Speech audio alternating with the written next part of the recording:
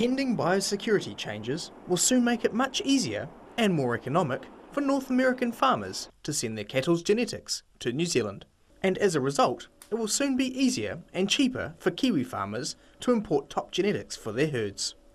According to CEMEX's International Embryo Sales Manager, Dan Brady, exciting times lie ahead. Previously, cows used to need to be quarantined for about 30 days before the flush, and they had to be tested for between 3 and 5 different types of diseases, and then they were quarantined also after the flush. So it was a large hassle for the Canadian producer, and that, in the end, that created added costs to the New Zealand buyer. And now with the new process, they'll be removing those quarantine restrictions, as far as I'm aware, and they'll be relieving some of the tests, so it'll be a lot easier for any cow pretty much in Canada to be able to qualify embryos for New Zealand.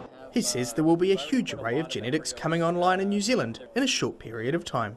Over the next few months, once we receive the final approval, which will be done in the next few weeks, we hope, I think there'll be a great opportunity for New Zealand breeders. I've already been speaking to many here during my trip, and they were fascinated to hear about these new opportunities, and it's going to open a lot of doors for breeders to invest and bring in new pedigrees, bring in new sires that maybe they haven't worked with before, and really open things up. We're pretty excited to be able to offer it to them. Mr. Brady says it's a common misconception that all North American embryos are expensive. I think a lot of breeders, not just in New Zealand but around the world, they see very high prices in public auction and things like that, and that's obviously those are some of the best genetics available.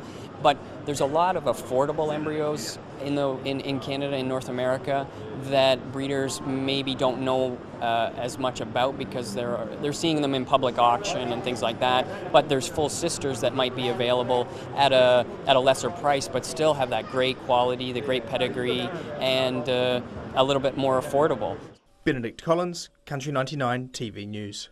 They want you to name a best udder in the class right now. Who's it going to be? Would you all agree it's close? I would too. So what separates these two cows then? We've said their udders are very close, but you need to pick a best udder. And when it comes to comparing cows, there's no denying Canadian judge Brian Cascadden really knows which are the better udders. In New Zealand to judge the NZ Dairy event, Brian brought a wealth of experience to pass on to Kiwi kids at the Youth Judging Day in Manawatu. You know, I think that the important thing for the kids to learn as they want to judge is that you're asked to be in the middle of the ring and you're comparing. You're placing one over the next, and you want to tell people when you go to the microphone why you've done that. And in order to do that properly, you need to know what a perfect cow looks like, and you need to know the traits that are the most important. And so the key message is, I guess, is that learn the parts of the cow, learn the parts that are the most important on an official scorecard, and place your animals accordingly. Some of the keys to being a great judge, Brian told the kids, is backing your own opinion and always being positive about the animals, even those faring poorly at the show. And the kids lapped it up. Yeah, what did you learn? How to hold a cow properly. Because apparently we're all doing it wrong. Oh, really? And it's okay, you can use your feet to move their feet. Yeah. This is a really great thing to do. Yeah. Yeah. Learning about cattle, and people probably don't think it has as much to it, cows and stuff, but it really does. And Like yeah, at school, So a lot of it's people good. go. It's our passion, what we love. A lot of people we'll just randomly, because we go to the same school, we'll just Yeah. randomly stop in the middle of the courtyard, go and just start talking about cows, and now mates going, what the hell are they talking about? There can't be that much It's to just talk like, about, but there is. And it was Brian's ability to speak publicly under pressure that really impressed Gordon and Alex down from dairy farms in the Waikato.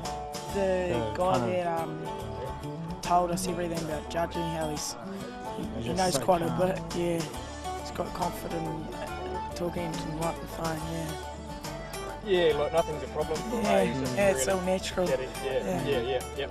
Even under pressure. Yeah, like if that was me, I could do it. Yeah, if that was me, it would turn out with my English exam.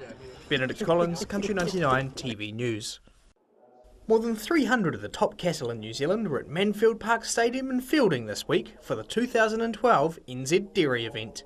and the competition was stiff with competitors and cows travelling from throughout the country.